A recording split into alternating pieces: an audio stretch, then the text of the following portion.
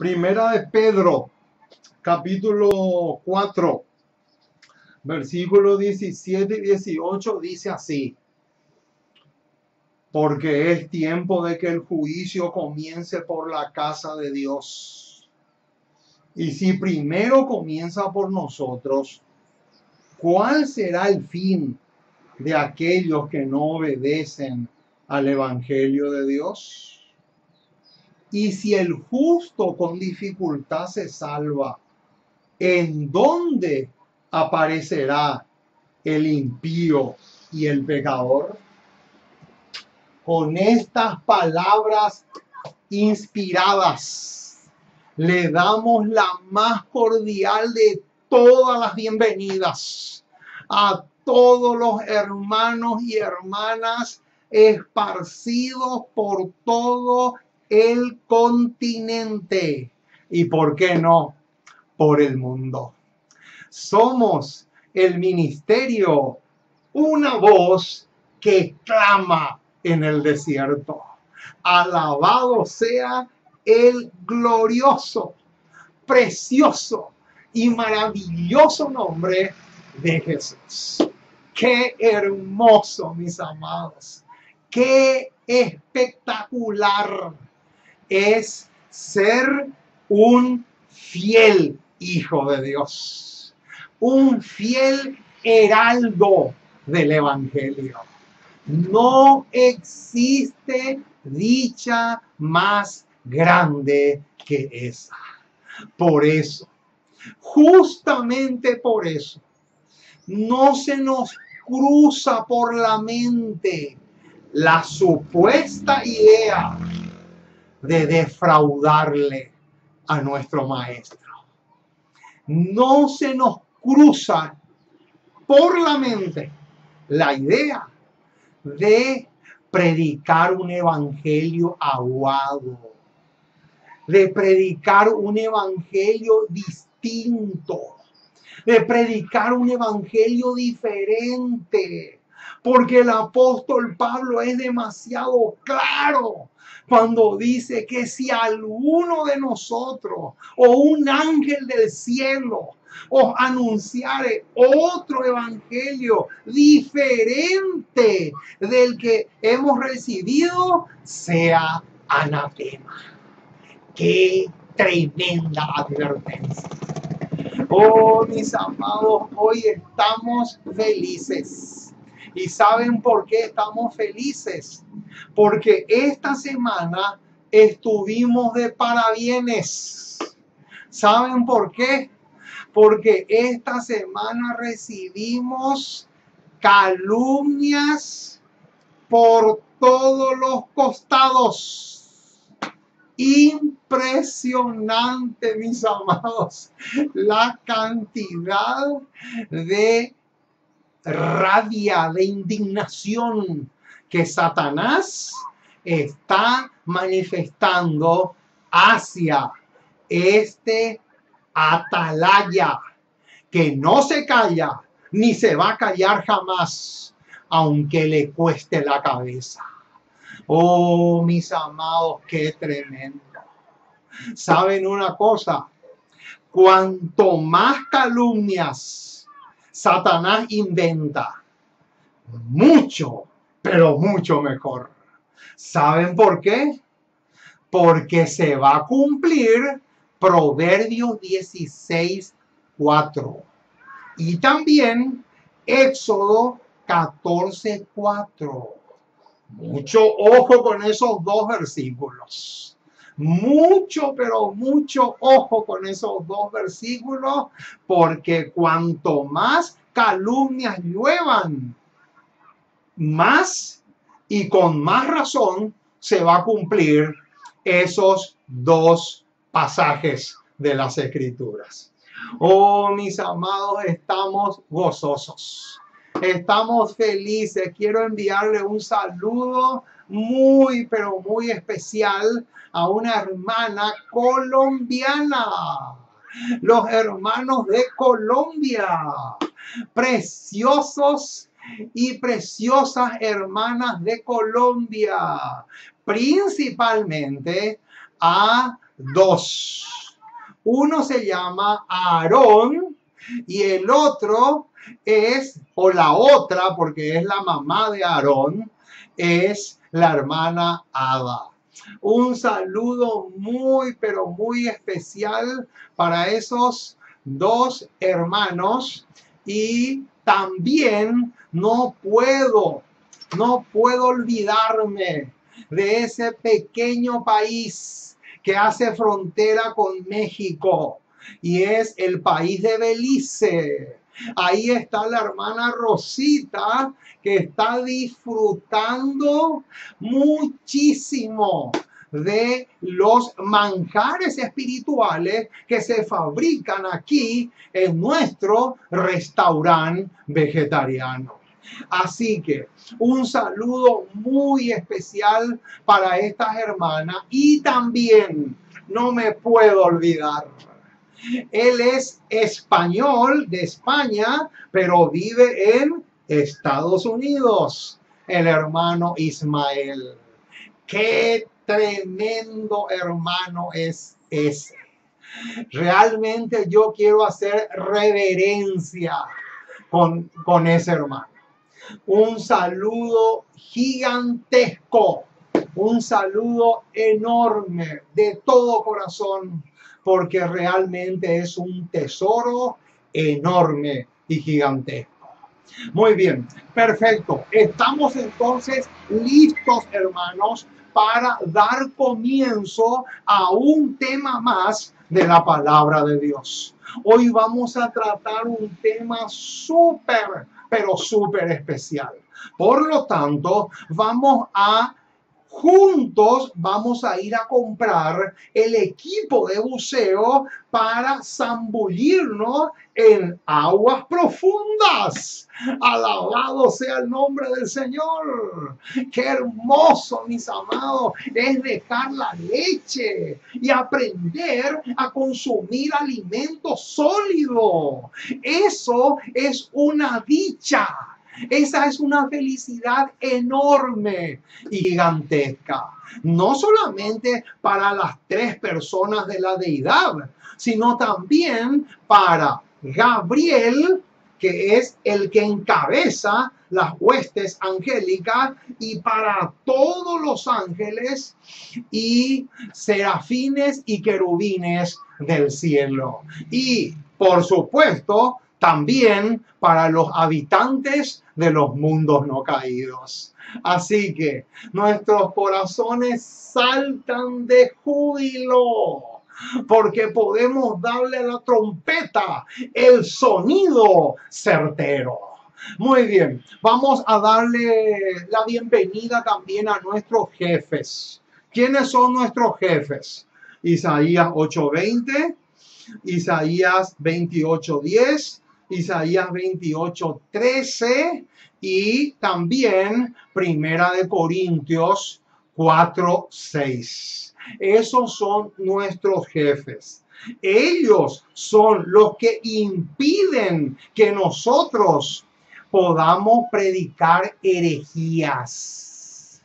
Esos son nuestros jefes custodios. Ellos nos protegen contra cualquier peligro de herejías o errores satánicos. Alabado sea el maravilloso y extraordinario nombre de Jesús. Muy bien, ahora sí, ya estamos en condiciones de caer de hinojos. O sea, vamos a doblar nuestras rodillas para pedirle al Señor su dirección y su bendición en este programa de profundización bíblica que estamos a punto de comenzar.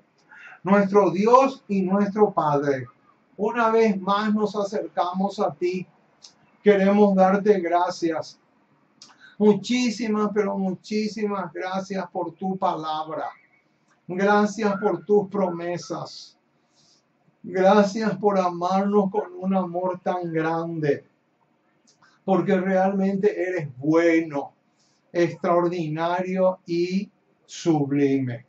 Queremos agradecerte muchísimo, muchísimo, porque realmente eres excepcional, porque las características, los atributos que posees como Dios son extraordinarios. Gracias, muchísimas gracias por tu palabra. Gracias por tus promesas. Gracias porque realmente eres maravilloso. Y en este momento queremos pedirte que te quedes con nosotros, que nos ayudes mucho, que nos fortalezcas mucho, que podamos ser tonificados por tu espíritu, que podamos afianzarnos cada día más y más en la fe que una vez fue dada a los santos. Oh Señor, perdona nuestras torpezas, lávanos y límpianos de toda pus e impureza espiritual, y que podamos acercarnos cada día más al proyecto tan maravilloso que tú tienes de restaurar tu imagen en nosotros. Oh Señor, nos encomendamos en tus brazos de amor. Ayúdanos mucho, fortalécenos mucho y anímanos y estimúlanos a perseverar en tus caminos. Porque te pedimos en el precioso y maravilloso nombre de Jesús. Amén y amén. Muy bien, mis amados, estamos listos entonces para dar comienzo a un tema más de la palabra de nuestro Dios. El apóstol Pablo, cuando le escribe a los corintios, les dice así: pero tenemos este tesoro en vasos de barro, para que la excelencia del poder sea de Dios y no de nosotros. Hoy vamos a compartir con ustedes una porción más de ese enorme tesoro que es la palabra de Dios. Vamos a mirarle por unos momentos a nuestra pizarra, porque acá tenemos el tema número 321 y se titula Pecados legales e ilegales dentro o en el santuario. Oh, mis amados, hoy vamos a estudiar un tema tremendo.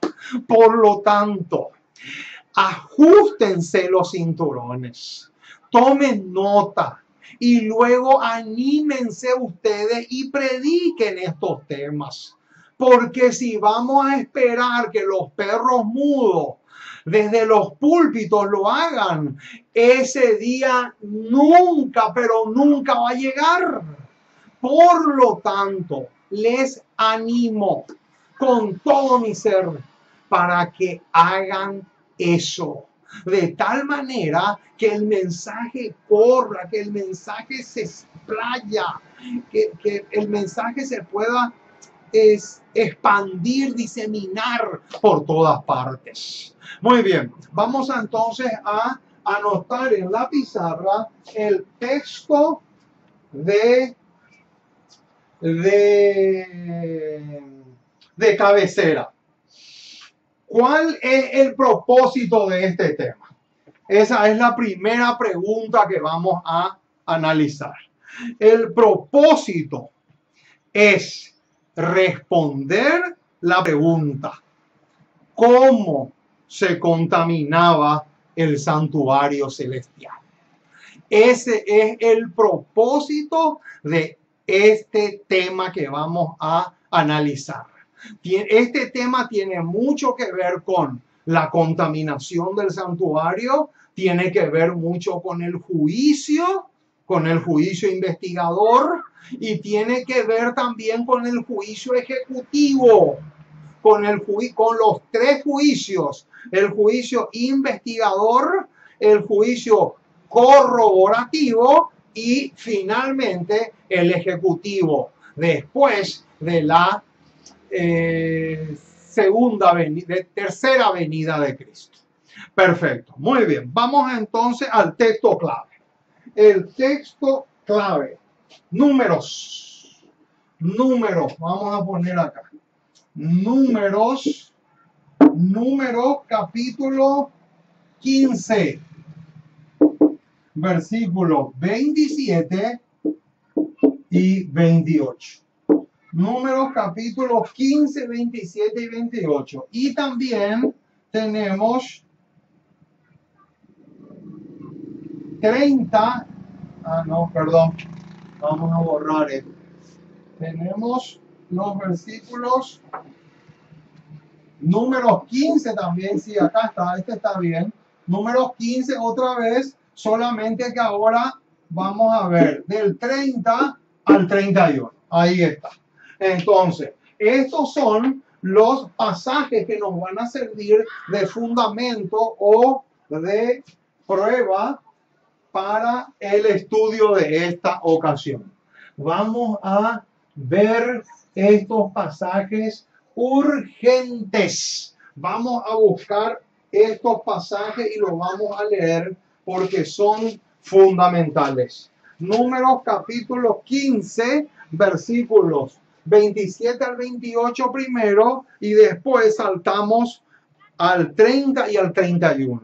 Dice así la palabra inspirada: si una persona pecare por yerro, ofrecerá una cabra de 1 año para expiación, y el sacerdote hará expiación por la persona que haya pecado por yerro. Cuando pecare por yerro delante de Jehová, la reconciliará y le será perdonado. Noten, ese es una cara de la moneda. Ahora, cuando leamos los versículos 30 y 31, nos vamos a encontrar con otra cara de la moneda. Noten lo que dice el versículo 30. Mas la persona que hiciere algo con soberbia, subrayen esa palabra soberbia porque es clave. Así, el natural como el extranjero ultraja a Jehová. Esa persona será cortada de en medio de su pueblo. Ojo con ese detalle, que será cortada de en medio de su pueblo porque tiene mucho peso. Ahora viene el versículo 31.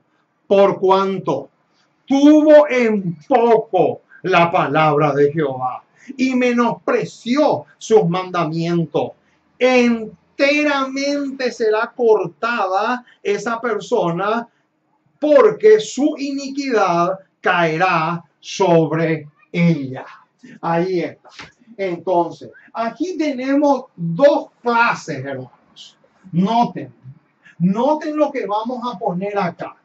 Aquí le hacemos una flechita a los dos pares de versículos. Noten que este es un grupo y este trata de otro grupo. Entonces, al lado de esta flechita vamos a poner la palabra hierro. Mucho ojo. Y al lado de estos dos pares de pasajes vamos a poner la palabra soberbia. Noten, hermano, qué tremenda la diferencia que hay. Aquí tenemos, por un lado, un tipo de pecado y por otro lado tenemos otro tipo de pecado. Ahora, surge la pregunta: ¿qué significa pecado por yerro? Pecado por yerro, mis amados, es o son todos aquellos pecados que se han cometido, pero sin ser planificados. Ojo con eso, mucho ojo con ese detalle. Pecados por yerro equivale a cualquier pecado que se haya cometido en forma accidental, no porque uno lo quiso o lo planificó, sino porque descuidó la oración, descuidó el estudio de la palabra de Dios o algo por el estilo. Pero es un pecado totalmente diferente del que aparece aquí bajo la palabra soberbia. Este pecado de soberbia es el pecado de rebeldía absoluta y total a la palabra de Dios, ya sea en un impío o en un cristiano, no importa de qué denominación sea. Los dos pueden estar también perfectamente bajo esta categoría. Ahora, surge la pregunta. Noten, ¿dónde, en qué parte de la Biblia se habla de pecados legales? ¿En qué parte de la Biblia se habla de pecados ilegales? ¿Qué es eso de pecados legales o pecados ilegales? ¿Acaso todos los pecados no son lo mismo? No, mi estimado, mucho, pero mucho ojo. Hermanos, el santuario celestial se contamina con estos dos tipos de pecados: pecados legales y pecados ilegales. ¿Quiénes son los que cometen los pecados legales y quiénes son los que cometen los pecados ilegales? Esas son preguntas vitales. Ahora, lo primero que vamos a ver es en qué parte de la Biblia aparecen los pecados legales. Noten, los pecados legales son iguales que esto. Este que está acá es lo mismo que esto. Estos dos son sinónimos. Ahora, noten lo que nos dice Levíticos. Vamos a Levíticos capítulo 4. Levíticos capítulo 4, versículos 1 en adelante. Levíticos capítulo 4, versículos 1 al 6, habla de los pecados legales, o también este que aparece acá, que son la misma cosa. Ahora, veamos lo que dice Levíticos capítulo 4 del 1 en adelante. Habló Jehová a Moisés diciendo: habla a los hijos de Israel y diles: cuando alguna persona pecare por yerro, ahí está. Noten, la misma palabra que ya vimos en Números capítulo 15, 27 y 28. Noten, cuando alguna persona pecare por yerro en alguno de los mandamientos de Jehová sobre cosas que no se han de hacer, e hiciere alguna de ellas, si el sacerdote ungido pecare según el pecado del pueblo, ofrecerá a Jehová por su pecado que habrá cometido un becerro sin defecto para expiación. Traerá el becerro a la puerta del tabernáculo de reunión delante de Jehová y pondrá su mano sobre la cabeza del becerro, lo degollará delante de Jehová. Versículo 5. Y el sacerdote ungido tomará de la sangre del becerro y la traerá al tabernáculo de reunión. Y mojará el sacerdote su dedo en la sangre y rociará de aquella sangre 7 veces delante de Jehová hacia el velo del santuario. O sea, dicho de otra forma, mis amados, los pecados legales o los pecados de hierro son aquellos que se cometieron y que se introducen al santuario en forma legítima. ¿Y qué quiere decir en forma legítima? En forma legítima quiere decir que esos pecados se introducen al santuario por medio de la sangre del cordero. Noten, o sea, los pecados legales son aquellos pecados que, si bien es cierto, contaminan el santuario, pero se introducen ahí por medio de el arrepentimiento, la confesión, la humillación, y gracias a que el pecador traía el cordero, agarraba el cuchillo y lo degollaba en la garganta, la sangre salía a borbotones, la sangre chorreaba. Esa sangre el sacerdote tenía que llevar al santuario y rociar 7 veces sobre el velo. ¿Por qué sobre el velo? Porque el rociar sobre el velo era un símbolo de que los pecados eran transferidos al lugar santísimo del santuario celestial. ¡Qué tremendo, mis amados! Ahora, ya tenemos claro cuáles son los pecados legales. Ahora, tenemos que ver otro detalle interesante. ¿En qué parte de la Biblia se nos hablan de estos pecados, o sea, los pecados ilegales? Vamos a buscar. Vamos a buscar porque esto es importantísimo. Ya vimos que Levíticos 4 habla de los pecados legales, o sea, los pecados que se han introducido por la vía correcta, por el arrepentimiento, la confesión, la humillación y la sangre del cordero. Ahora, veamos un poco cuáles son los pecados ilegales. Ezequiel. Vamos a buscar. Ezequiel.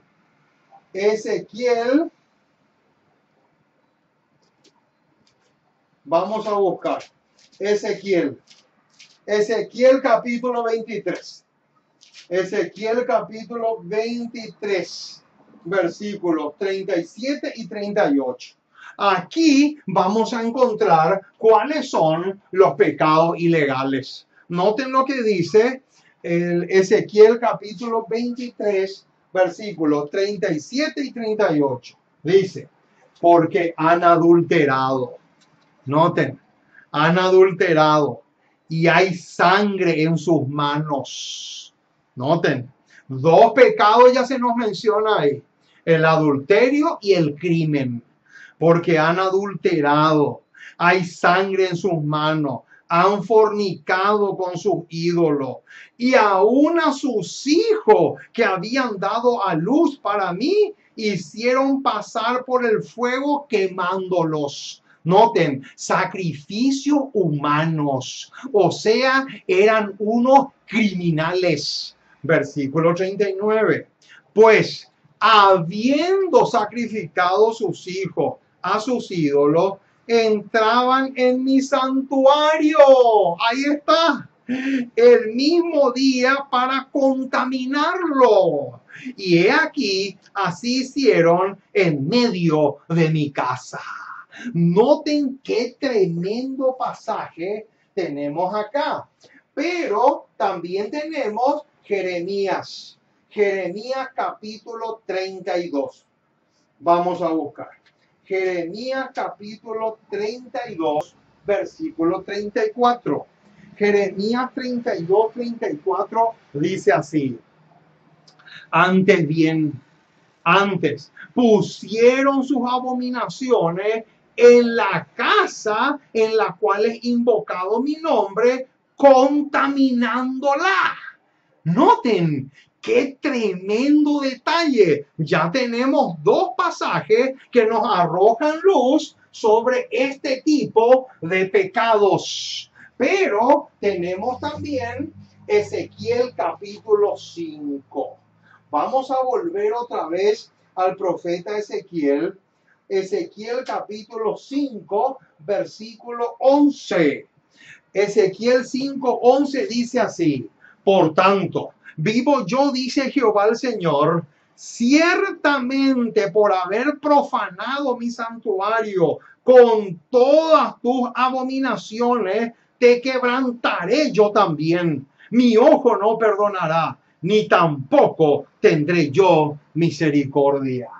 Ahora, también tenemos Ezequiel Ezequiel capítulo 22, versículo 26.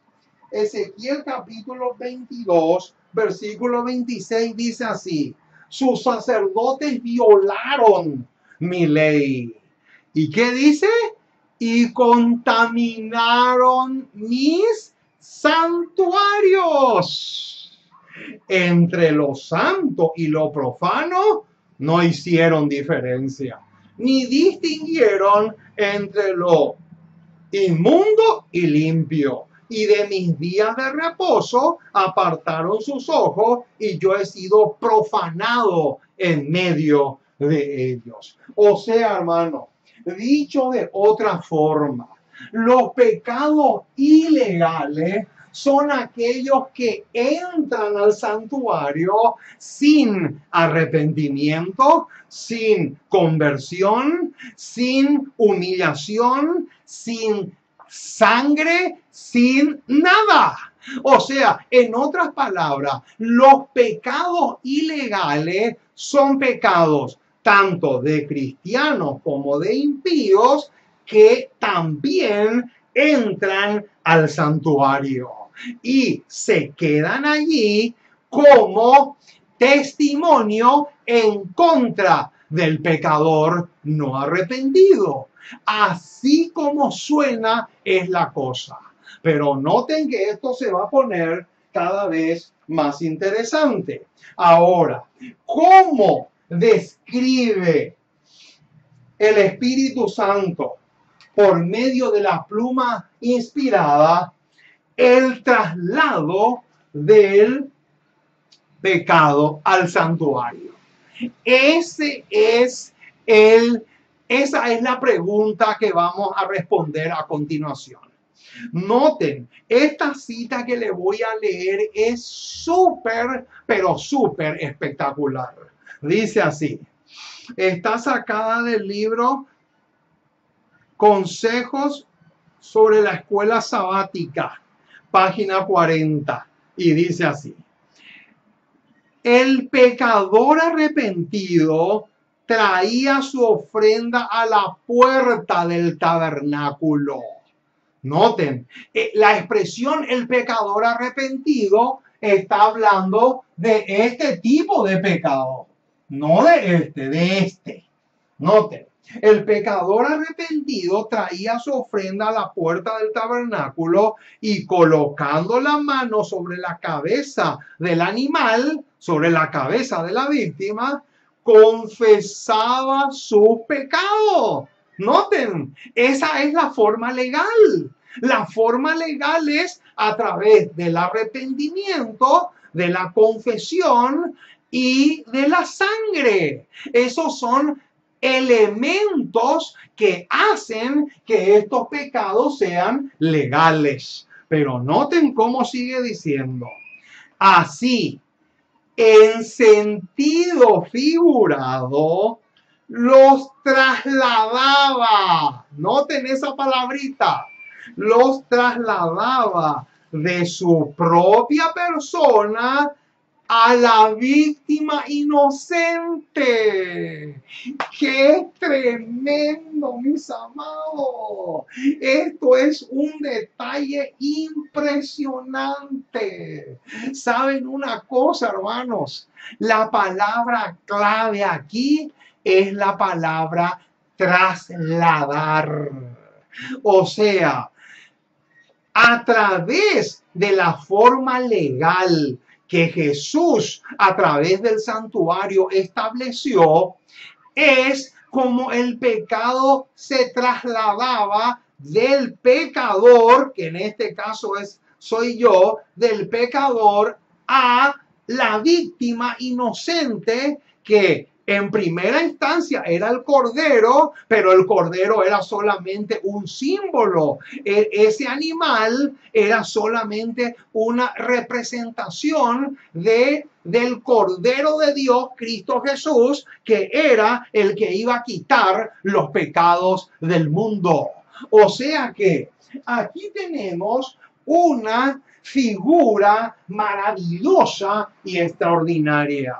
Sigue diciendo: con su propia mano mataba al animal y el sacerdote llevaba la sangre al lugar santo y la rociaba ante el velo. Con esta ceremonia, el pecado era trasladado al santuario por medio de la sangre. ¡Qué tremendo, mis amados! Ahora, lo mismo sucede hoy en día. Cuando una prostituta, cuando un criminal, un asesino cometen sus pecados, esos pecados también entran al santuario. Claro, no entran en forma legal, pero entran en forma ilegal. Y ya vamos a ver más adelante, vamos a ver por qué los pecados ilegales también entran al santuario. Eso lo vamos a ver en unos momentos más. Ahora vamos a responder otra pregunta importantísima que tiene que ver con este tema. ¿Por qué? ¿Por qué era necesario el día de expiación? Qué linda pregunta. Esta pregunta es importantísima. ¿Por qué era necesario el día de la expiación? Noten, la cita que les voy a leer se encuentra en el libro Cristo en su santuario, página 40, y dice así: con el traslado de los pecados de Israel al santuario, los lugares santos quedaban manchados. Noten, hermanos, ¿qué pasaba? El lugar se contaminaba. Pero noten cómo dice: y por ende, por ese motivo, se hacía necesaria una obra especial para quitar de allí esos pecados. ¡Qué tremendo, mis amados! Entonces, yo les pregunto a ustedes, ¿cómo se llamaba esa obra especial? Que dice ahí la cita que tenía el propósito de quitar los pecados. ¿Cómo se llamaba? El día de la expiación. Lo que sucedía en el tipo también tiene que suceder en el antitipo, o sea, en el santuario celestial. Ese es un detalle importantísimo. Ahora, ¿cómo resolvemos una aparente contradicción que hay entre una declaración de Juan y de Elena de White? Noten, Juan 1:29, vamos a ver lo que dice. ¿Qué dice Juan 1:29? Vamos a decirlo de memoria porque es un versículo muy conocido. Juan capítulo 1, versículo 29, dice que Cristo es el Cordero de Dios que quita los pecados del mundo. Pero ahora nos encontramos con una aparente contradicción. ¿Por qué? Porque en el deseado de toda la gente, página 431, la señora White dice que la expulsión del pecado es obra del alma misma. Entonces, ¿quién es el que quita el pecado? ¿Es Cristo o soy yo? ¿Es Cristo o es el pecador arrepentido? ¿Cómo es que viene la mano? Esto es interesantísimo, mis amados. ¿Saben una cosa? Les voy a explicar así, abuelo de pájaro, que cómo resolvemos esta aparente contradicción. En primer lugar, Juan 1:29 está hablando de la obra de Cristo en favor de nosotros. Cristo viene con la mejor intención del mundo de proveernos los medios que necesitamos para que podamos quitar o erradicar el pecado de nuestras vidas. Pero por más que Cristo te ofrezca todos los recursos del mundo, pero si yo no quiero, el pecado sigue ahí. El pecado sigue en mi vida. O sea que las dos declaraciones están en perfecta armonía. Por un lado, Cristo haciendo su obra, pero por otro lado, el pecador, por medio de la fuerza de voluntad, va eliminando el pecado de su corazón, de su mente y de su vida. Eso es un detalle muy, pero muy interesante. ¿Saben por qué? Porque nosotros como adventistas del séptimo día no creemos ni vamos a creer nunca en la gracia barata. ¿Saben cuál es la gracia barata? La gracia barata es aquel que dice que no importa cómo tú vivas. Total, Cristo le salva a todos. Mentira. Esa es una mentira del diablo. Esa es una mentira satánica. Ese es un falso evangelio. Ese va en contra de la palabra de Dios.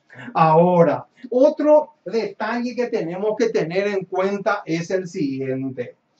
¿Qué luz arroja Hebreos 9, 23 al 26 sobre este tema?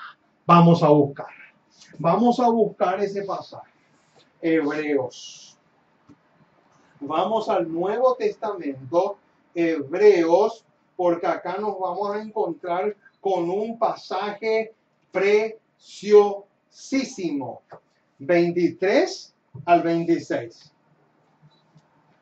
Hebreos 9, 23 al 26. Noten lo que dice.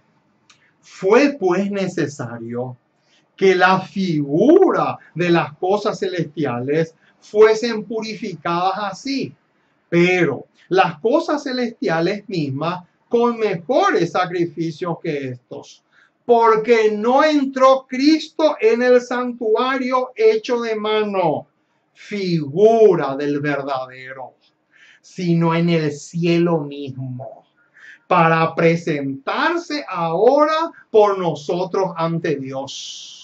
Y ahora noten el versículo 25 y 26 porque es precioso. Y no para ofrecerse muchas veces como entra el sumo sacerdote en el lugar santísimo cada año con sangre ajena. De otra manera, le hubiera sido necesario padecer muchas veces desde el principio del mundo. Pero ahora, en la consumación de los siglos, se presentó una vez y para siempre por el sacrificio, se presentó una vez para siempre por el sacrificio de sí mismo para quitar de en medio el pecado.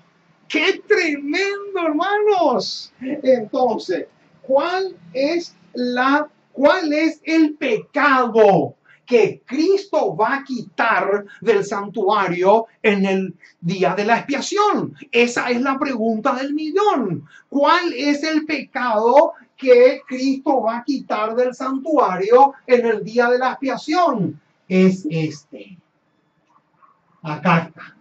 Este es el pecado que Cristo va a quitar en el día de la expiación en el santuario.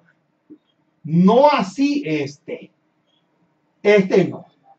Este no. Este no. Este sí, este no. Este se quita, este no se quita. Este se quita, este no se quita. ¿Escucharon eso? En el día de la expiación, los únicos pecados que Dios va a quitar del santuario son los pecados por yerro. O sea, los pecados legales. Pero este no. este no va a quitar. ¿Por qué? Porque ese entró en forma ilegal. Así como suena, mi estimado. Ahora, noten el detalle que viene ahora. Patriarcas y profetas. Página 369. Hermosura de hermosuras. Belleza de bellezas. Ricura de ricura. Noten lo que dice. En la ofrenda por el pecado que se ofrecía durante el año, se había aceptado un sustituto de la víctima. Perdón, se había aceptado un sustituto en lugar del pecador. Pero la sangre de la víctima no había hecho completa expiación por el pecado. Solo había provisto, ojo con eso, subrayen esa palabrita, es clave. Solo había hecho provisión. Noten, solo había provisto un medio en virtud del cual el pecado se transfería al santuario. O sea, en otras palabras, mis amados, cuando el pecado se introducía al santuario, eso era una cosa. Pero acá dice que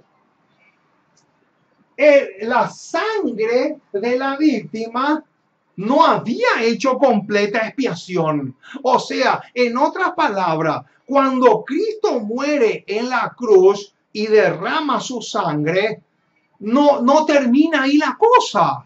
Esa sangre tenía que ser llevada al santuario. ¿Por qué? Porque en el santuario iban a haber pecados legales. Y esa sangre que Cristo derramó en la cruz, al llevar al santuario, iba a servir para limpiar estos pecados, pero no para limpiar estos. Estos seguían permaneciendo allí en los registros celestiales. Ahora, ¿qué reconocía el pecador luego de que se ofrecía la sangre? Esta es otra pregunta interesante. Patriarcas y profetas, otra vez, página 369. ¡Qué lindo pasaje! Cita inspirada. Noten lo que dice. Al ofrecerse la sangre, el pecador reconocía la autoridad de la ley. Noten este detalle. Esto es digno de recalcar. ¿Qué reconocía el pecador cuando se derramaba la sangre? Cuando se derramaba la sangre, dice que el pecador reconocía algo. Algo reconocía. ¿Qué era? La autoridad. Noten, la autoridad de quién? La autoridad de la ley. Noten qué interesante. Este detalle es crucial.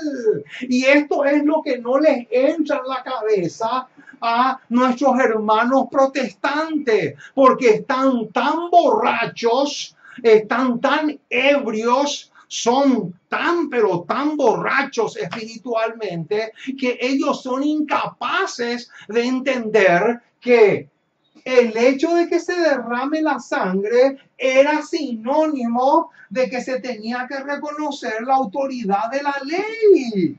Clarito, este punto es vital. Y noten lo que sigue diciendo.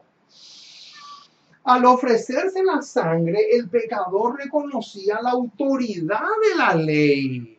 ¿Qué más? Confesaba la culpa de su transgresión y expresaba fe en aquel que había de quitar los pecados del mundo.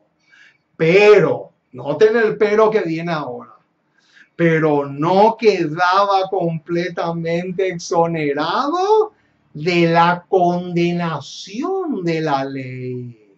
Ahí está el detalle, pues. O sea, en otras palabras, cuando el pecador confesaba su pecado, le perforaba la garganta a la víctima, o sea, al cordero. Esa sangre era llevada.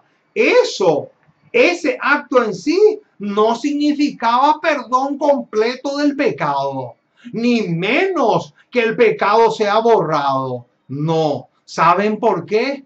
Porque eso era una provisión. O sea que después de eso, el pecador tenía que ir y hacer reformas en su vida. Una vez que el pecador hacía reformas en su vida, eso le estaba capacitando a él mismo para que esa sangre que una vez derramó, luego pueda ser efectiva para que los pecados legales puedan ser perdonados. ¡Qué hermosura, mis amados! ¡Qué belleza transmite este tema! Y este es fundamental, hermanos. ¿Saben por qué? Porque en el mundo evangélico la mayoría tiene una confusión alarmante y asombrosa. La mayoría ha caído en el engaño de creer que Cristo en la cruz hizo todo y que ya nosotros no tenemos que hacer nada. Eso es una mentira. Ese es un engaño diabólico. Cuando alguien te dice eso, tú no tienes por qué tener miedo de decir que eso es una herejía diabólica. Eso es un engaño satánico. Qué tremendo, mis amados, lo que estamos diciendo.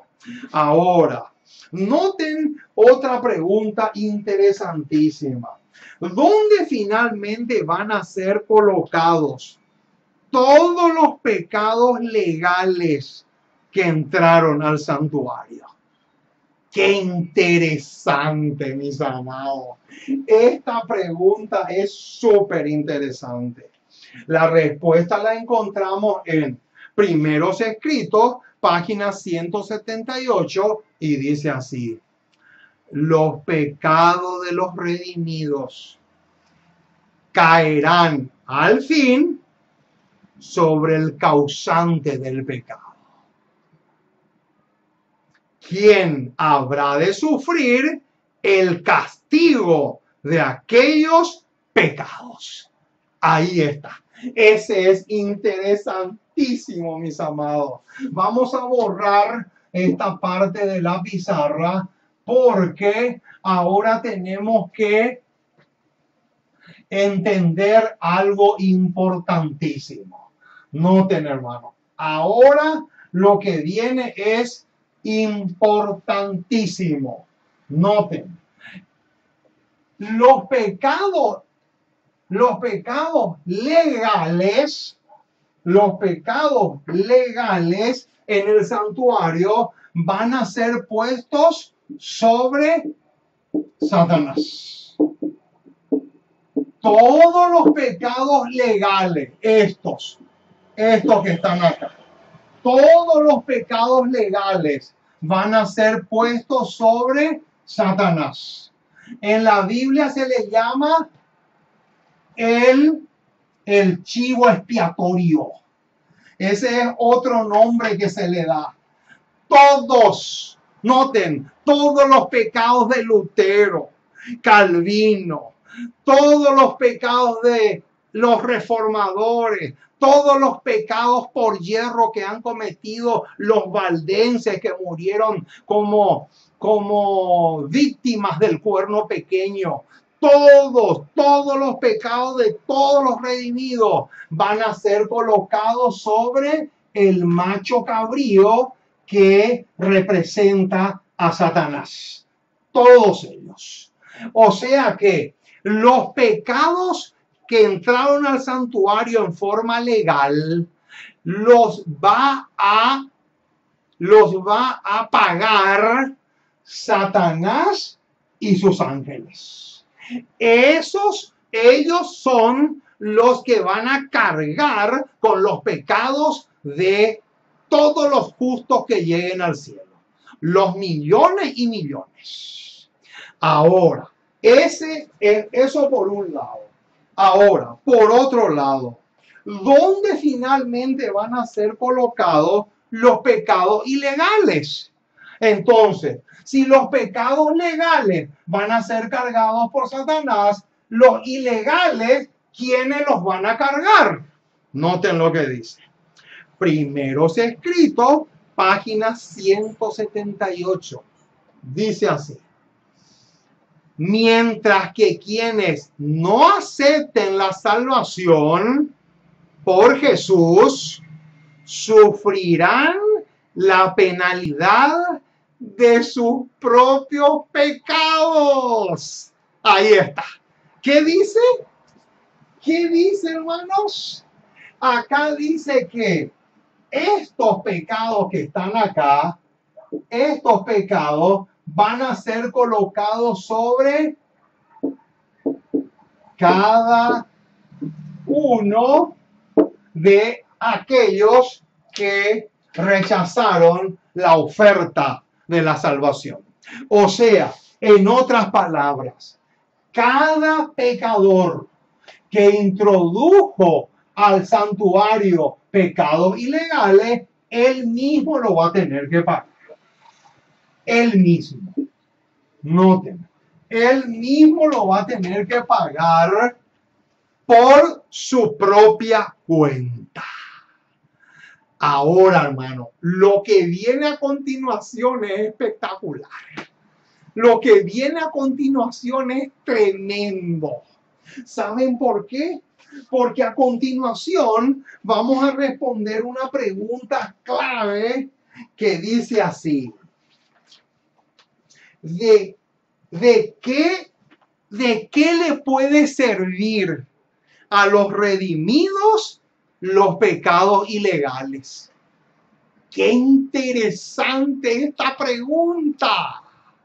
Noten, porque alguno puede decir, ¿y por qué Dios no anota solamente los pecados legales? Porque ellos son los que finalmente van a ser cargados a la cuenta de Satanás. ¿Y por qué no se olvida de estos? Si estos no sirven. Ahí está el detalle. Ahora, hermanos, lo que viene es espectacular. A mí me impresiona este detalle. Noten lo que dice. Vamos a buscar primero Apocalipsis 20, 4 y 6. Vamos a buscar. Apocalipsis 20. Vamos a Apocalipsis 20. Apocalipsis capítulo 20, versículos 4 al 6. Apocalipsis 20, 4 al 6. Noten. Y vi tronos, y se sentaron sobre ellos los que recibieron facultad de juzgar. ¿Cómo? ¿Qué van a hacer los redimidos durante el juicio corroborativo? Durante los 1000 años van a juzgar. Ojo con esa palabra juzgar porque es clave. Después vamos a buscar un pasaje del apóstol Pablo que calza muy bien con este versículo 4. Dice, y vi las almas de los decapitados por causa del testimonio de Jesús y por la palabra de Dios, los que no habían adorado a la bestia ni a su imagen, y que no recibieron la marca en su frente ni en sus manos, y vivieron y reinaron con Cristo 1000 años. ¿Saben quiénes son estos? Estos son los mártires del tiempo del fin. Los mártires que murieron después de la ley dominical. A eso se refiere acá el versículo 4. Esos decapitados son aquellos que no quisieron recibir la marca de la bestia y murieron por causa de su fe. Versículo 5. Pero los otros muertos no volvieron a vivir hasta que se cumplieron 1000 años. Esta es la primera resurrección. Bienaventurado y santo el que tiene parte en la primera resurrección. La segunda muerte no tiene potestad sobre estos, sino que serán sacerdotes de Dios y reinarán con Cristo 1000 años. Ahora, vamos a comparar este pasaje con otro del apóstol Pablo que está en Corintios. Noten. Vamos a buscar. Primera de Corintios 6:2. Noten. Primera de Corintios 6:2 calza perfectamente con el versículo 4 de Apocalipsis 20. Noten lo que dice el versículo 2. ¿O no sabéis que los santos han de juzgar al mundo? Y si el mundo ha de ser juzgado por vosotros, ¿sois indignos de juzgar cosas muy pequeñas? Oh, qué tremendo lo que se viene, hermano. Acá se viene el bombazo. Noten. Conflicto de los siglos, página 719. Noten lo que dice. Junto con Cristo juzgan a los impíos. ¿Cómo? ¿Qué dice? Junto con Cristo juzgan a los impíos. Noten, los redimidos juzgan. Los redimidos juzgan ¿a quiénes? A estos. A estos que introducieron en forma ilegal el pecado en el santuario. Y noten cómo lo hacen. ¿De qué forma lo juzgan? Noten. Comparando sus actos. Ahí está.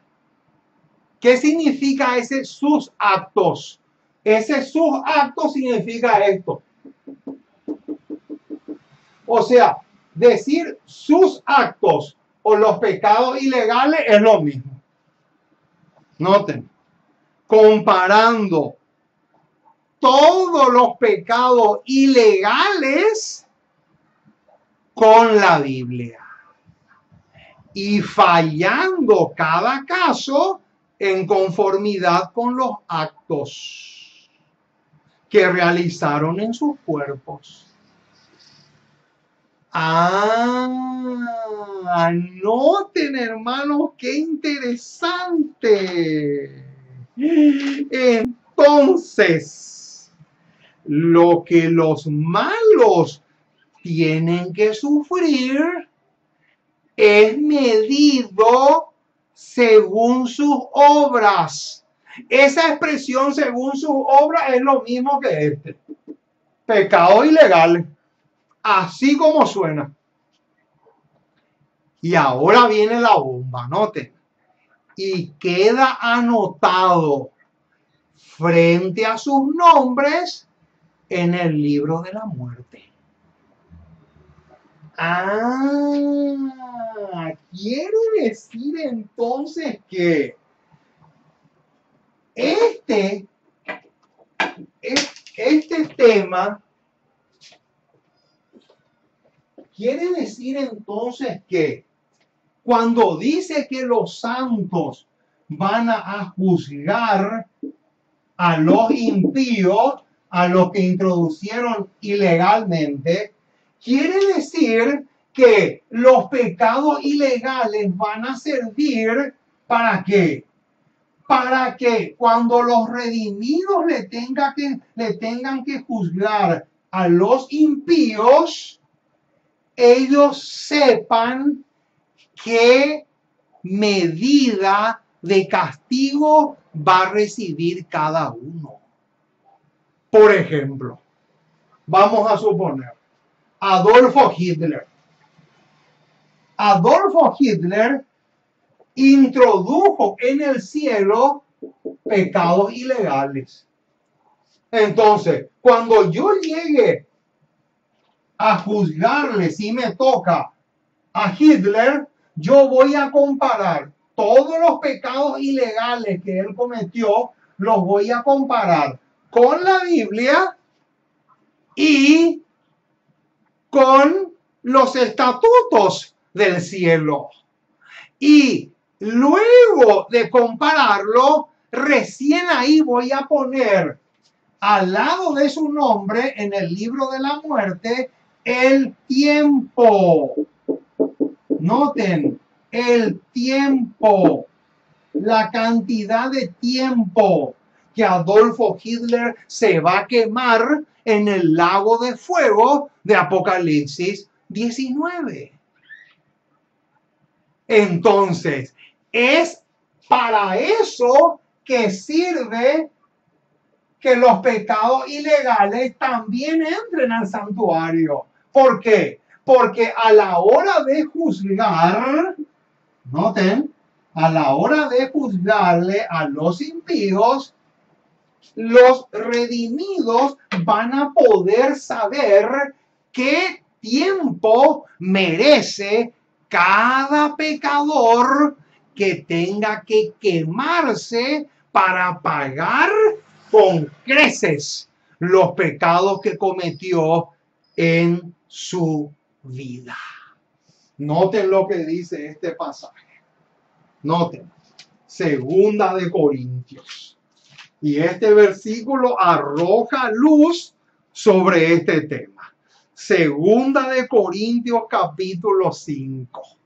Segunda de Corintios capítulo 5 versículo 10 dice: porque es necesario que todos nosotros comparezcamos ante el tribunal de Cristo.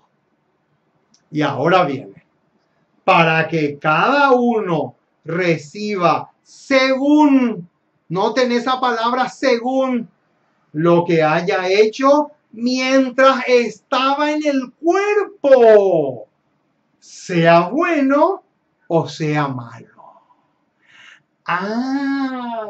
Noten, hermano, esa expresión mientras estaba en el cuerpo es muy parecido a introducir en el santuario los pecados ilegales. ¿Por qué? Porque es mientras el hombre vive que está pecando. Después de muerto ya no se puede pecar. Imposible. O sea, cuando el apóstol Pablo dice, mientras esté en su cuerpo, está diciendo que cada pecado que esa persona practicó en vida va directo a los registros del santuario como pecados ilegales. Y eso le va a servir a los redimidos cuando tengan que juzgarle a cada uno de ellos para estipular el tiempo. Noten esta palabrita. El tiempo que cada pecador va a tener que quemarse. ¿Por qué? Porque ellos contaminaron el santuario con pecados ilegales. ¡Qué impresionante, mis amados! Ojalá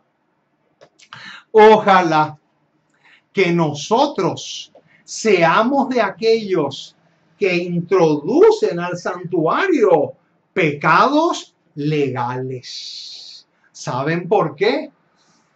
Porque los únicos pecados que Cristo va a quitar del santuario y va a colocar sobre Satanás, el macho cabrío que va a ser llevado al desierto, van a ser los pecados legales, que en otras palabras son de todos los redimidos de todas las épocas, desde Abel hasta el último salvo. Que Dios te bendiga rica y abundantemente. Crean que me gocé y mucho compartiendo con ustedes este profundo y interesantísimo tema de los pecados en el santuario. Vamos a orar para pedirle al Dios del cielo que Él grabe este tema en nuestros corazones. Oremos para ir finalizando la programación de la fecha. Nuestro Dios y nuestro Padre, una vez más nos acercamos a ti. Queremos darte gracias. Muchísimas, pero muchísimas gracias por tu palabra. Gracias por tus promesas. Gracias por amarnos con un amor tan grande, por ser tan bueno, tan compasivo, tan clemente y misericordioso, porque realmente eres excepcional y extraordinario. Y queremos pedirte que te quedes con nosotros, que nos ayudes mucho, que podamos ser fortalecidos por tu Espíritu, que podamos afianzarnos cada día más y más en la fe que una vez fue dada a los santos. Oh Señor, perdona nuestras faltas. Lávanos y límpianos de toda pus e impureza espiritual. Que podamos realmente gozarnos en tu palabra y transitando por tus veredas también. Oh Señor, gracias por todo lo que nos das. Acompáñanos, fortalécenos y ayúdanos, porque sin ti nada podemos hacer. Nos encomendamos en tus brazos como somos y ayúdanos mucho, porque te pedimos en el dulce, precioso y maravilloso nombre de Jesús. Amén.